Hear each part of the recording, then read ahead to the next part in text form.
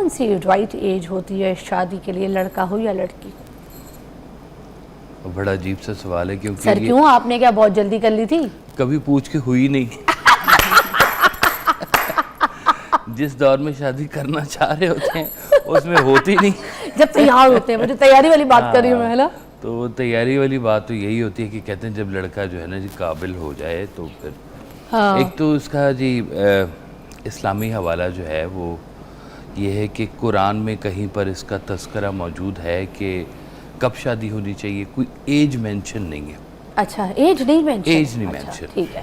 اور احادیث مبارکہ میں اس کا تذکرہ ملتا ہے۔ اچھا، سرکار دو علیہ صلی اللہ علیہ وسلم نے فرمایا کہ when you are able and capable، ٹھیک ہے۔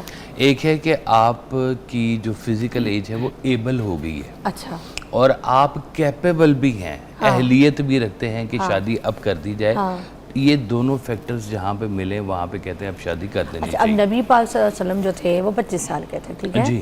اور حضرت خدیجہ جو تھی، ایک بلکہ بریک کے واپس ہم آتے ہیں تو ہم یہ ڈیٹیل میں ڈسکس کرتے ہیں کہ ہماری نبی پاک نے جب شادی کی تھی ان کی رائٹ ایج کیا تھی، ٹھیک ہے؟ اور انہوں نے کیوں اس وقت شادی کر لی تھی، کیا وہ اسٹیبلش تھے یا نہیں تھے، یا پھر کیا سسٹم تھا، ہمیں کیا اسلام سے، ہمیں کیا احادیث سے، ہمیں کیا اس ایگزامپل سے کیا ملتا ہے، اس کو بھی سیکھیں گے بریک کے بعد۔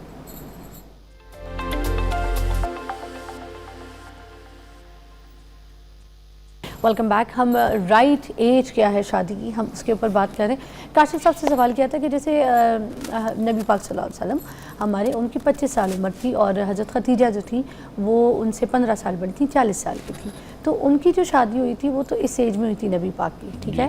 تو پھر آج کے دور میں ہم ان سے اگزامپل تو نہیں لیتے، اب اس ٹائم پہ وہ کام بھی کر رہے تھے، تجارت کا کام بھی کر رہے تھے، مائگریٹ اپنے کرتے تھے کاموں کے سلسلے میں، چیزیں لے کے جاتے تھے، ٹھیک ہے، دوسرے شہروں میں، تو اور کامیاب بھی تھے، ٹھیک ہے، اچھے ایماندار، بڑے مشہور تھے، سب کچھ تھا، تو دنیا میں لوگوں کو پتہ بھی تھا کہ یہ جو شخص ہے یہ بڑا ایماندار ہے، ٹھیک ہے، اور یہ اچھا کام کر رہا ہے، اسی طرح ان کو حضرت خدیجہ کو بھی ان کے بارے میں یہ انفارمیشنز ملی تھی۔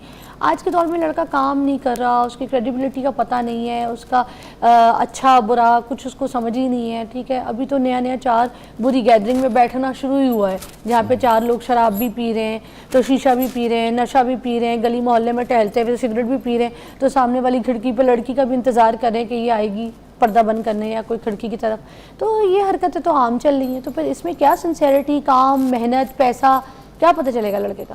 ہماری نا 2 ایجز ہوتی ہیں ہر انسان کی، ایک ہے اس کی فزیکل ایج اور ایک ہے اس کی مینٹل ایج۔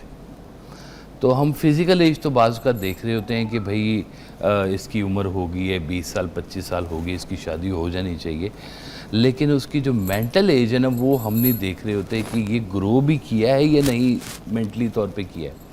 مطلب یہ کوئی بچپن میں جیسے گڈے گڈیوں کا کھیل نہیں ہوتا تھا کہ وہ گڈیوں کی شادیاں کر دی تو یہ کر دی، تو یہ جب تک اس کی سیریسنس کا اس کو احساس نہ ہو، لڑکے کو بھی اور لڑکی کو دونوں کو، تب تک یہ اس کی ایج نہیں بنتی۔ یا تو آپ انہیں سکھائیں، ان کی ایج کو بڑا کریں، مطلب یہ تو کوئی بات نہ ہوئی کہ جی 25 کی ہوگی شادی کر دینی چاہیے یا 20 کی ہوگی شادی۔ اب اگر وہ اس کے کانسیکوینسز پھر آگے نظر بھی آ رہے ہوتے ہیں کہ آپ نے فزیکل ایج سے تو کر دی ہے لیکن دماغی طور پہ وہ اس چیز کو ایکسیپٹ کرنے کے بھی قابل ہی نہیں ہوئے کہ اس کو بتایا جائے کہ کتنی بڑی ذمہ داری ہے، تم نے کما کے لانا ہے، تم نے گھر کو سنبھالنا ہے، تمہاری یہ ڈیوٹی ہے، تمہاری یہ ڈیوٹی ہے، مل جل کے چلاؤ اسے، کیسے کرنا ہے۔ یہ والی ٹریننگ شاید بہت ہی کم ہوتی ہے۔ جس کو لا رہے ہو تو ویسے خود باپ کی روٹی پہ ہو، ٹھیک ہے، یا بڑا بھائی کما رہا ہے اس کی روٹی پہ ہو، تو اس کو بھی لا کے تو ان کی روٹی پہ پال لے، ہے نا؟ تو وہ دینے والے بھی ذرا سوچ لیں کہ کس کو دے رہے ہیں جو پہلے ہی روٹیوں پہ پل رہے۔ اب نہ مجھے بتائیں نفسیاتی پہلو کیا ہے، سائیکالوجی کیا کہتی ہے بیسٹ ایج کون سی ہے شادی کے لیے؟ جیسے بھی سر نے بھی کہا نا، بڑی ریلیونٹ بات تھی کہ اس کی کوئی وہی والی چیزیں ہم 25 30 یہ والے نمبرز تو دیکھتے ہیں، لیکن شادی کی رائٹ ایج وہ ہے جب یہ وہی ایموشنل میچورٹی ہو، اور وہ جو ایک ہم اس دنیا سے نکل آئیں کہ پتہ نہیں شادی ہے تو ہم کون سے ایسے، مطلب پریکٹیکل لائف کی طرف جب آپ کا مائنڈ ریڈی ہونا۔ اب ہو یہی رہا ہے کہ ہم شادی کے لیے وہی دیکھتے ہیں کہ نمبر یہ ہو گیا، اور شادیاں یوزلی آج کل ڈیلے ہو رہی ہیں، وہ اسی کی وجہ سے کہ جاب یا ایجوکیشن اور ڈفرینٹ ریزنس۔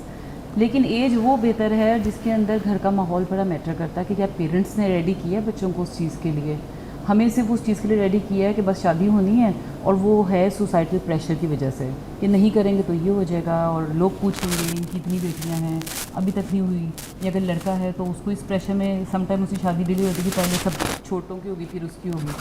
اس طرح کے ڈفرینٹ ریزن ہے. تو وہی ایک کوئی ایج نہیں ہے. ہاں یہ ہے کہ جب اس کی مینٹل ریڈینیس ہو، جب اس کی ایموشنل ریڈینیس ہو، وہ بالکل اس چیز کو ایکسیپٹ کرے کہ شادی کا مطلب ہے کہ کمٹمنٹ، جس میں آپ کو بہت سی سیکریفائسز بھی کرنے پڑتے ہیں، بہت سی، اور دونوں لڑکا اور لڑکی کی طرف سے.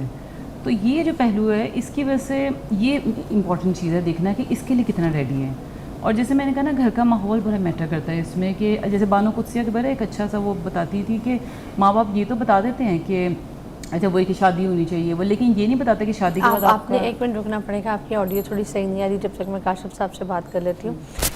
اچھا کاشف صاحب مجھے یہ بتائیے گا کہ آپ آج کے دور میں اگر دیکھیں، اگر میاں بیوی دونوں ہیں، انہوں نے اگر سروائیو کرنا ہے تو کم سے کم ان کو 1 لاکھ روپیہ تو چاہیے. ٹھیک ہے، کراچی جیسے، لاہور، اسلام آباد جیسے شہر میں اگر آپ کو بہتر تھوڑا کہہ دیں اس جیسے طریقے سے سروائیو کرنا ہے، ٹھیک ہے، تو اب وہ 1 لاکھ روپے لڑکا نہیں کما رہا، وہ تو کما رہا ہے 30,000 40,000 25,000.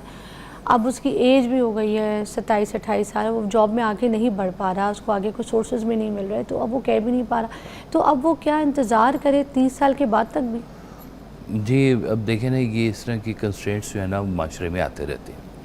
اب میں خود بھی گزرا اس سے، اور میں ابھی MBA کر رہا تھا تو میرے والد صاحب کا وصال ہو گیا تھا، اور مجھ سے چھوٹی 3 بہنیں تھیں. تو میں نے یہ تہیہ کیا کہ پہلے میں بہنوں کی شادی کروں گا، پھر میں اپنی شادی کروں گا. تو so I got married in 33rd year of my life. تو میں 33 سال کا تھا جب میری شادی ہوئی. تو اگر کہیں کہ میں پیسوں کے حوالے سے اسٹیبلش ہو گیا ہوں تو شاید کبھی بھی نہیں ہوتے آپ. لیکن ایک چیز میں ضرور لڑکوں کے بارے میں یہ کہنا چاہوں گا کہ ایک ہوتا ہے کہ آپ کسی چیز کے اوپر سیٹسفائیڈ ہو جائیں کہ بس اگر 50,000 آ رہے ہیں یا 30,000 آ رہے ہیں یا 40,000 آ رہے ہیں تو جو اللہ کی مرضی ہے بس وہ. ایک ہوتا ہے لڑکوں کے اندر ایمبیشن بھی ہوتا ہے کہ کرنا ہے، یہ کرنا ہے، اور ان کی ایک ایفرٹ نظر آ رہی ہوتی ہے. یہ جو ایفرٹ والے بچے ہیں نا، یہ اچھے بچے ہوتے ہیں جی. ان کو آگے گرو کرنے کا ایک سوچ ہوتی ہے، ان کے اندر ایک پیشن ہوتا ہے. جو ڈپینڈنسی کرتے ہیں کہ والدین کے مگر ایفرٹ کے بعد بھی تو کچھ بچے اس طرح سے اس لائن پہ نہیں آ سکتے کہ وہ انہوں نے 1 لاکھ روپے کمانا ہے، 1.5 لاکھ کمانا ہے، بڑی ایفرٹ کرتے ہیں، پھر بھی ادھر اپروچ نہیں ہو سکتا نا جی. آپ کبھی کسی کے اوپر کوئی اس طرح سے کر ہی نہیں سکتے ہیں کہ آج کوئی 5 لاکھ روپے کما رہا ہے، کل کو اس کو جاب سے نکال دیں اور وہ ایک دم سے 50 کے اوپر آ جائے. آپ کیا کر سکتے ہیں؟ اس کا کوئی ہارڈ اینڈ فاسٹ رول نہیں ہے. فائٹر چاہیے آپ کو لائف کے اندر، حالات سے لڑنے کے لیے، اس کو سنبھالنے کے لیے. ڈپینڈنٹ نہیں ہونا چاہیے، گرو کے لیے آپ کو فائٹ کرنی چاہیے. اور یہ جو فارمولہ لگائیں گے نا کہ جی اتنے پیسوں والا ہے اور اتنی چیزوں والا ہے، تو بہت برے رزلٹ بھی اس کے آتے ہیں.